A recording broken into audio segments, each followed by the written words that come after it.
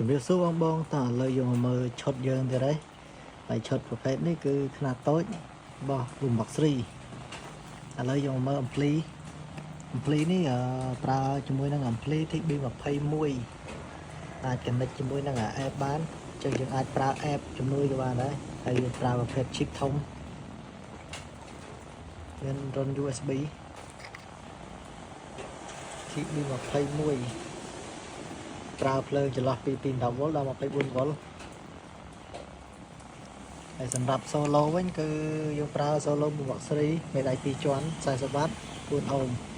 2គ្រាប់ជាមួយនឹងអីក៏2គ្រាប់ហើយសាំមួយគ្រាប់របស់មួយបកស្រីដូចគ្នានេះ3 ohms 80 W អញ្ចឹងតម្លៃឈុតនេះគឺមួយឈុតវា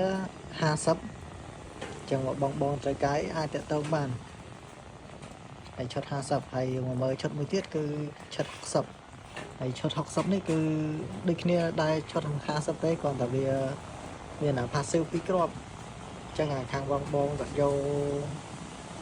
JBL 2គ្រាប់អញ្ចឹង JBL ដូចគ្នាមានសញ្ញាមានអក្សរ JBL ទាំងពីរអញ្ចឹង ampli TB 21ដូចគ្នា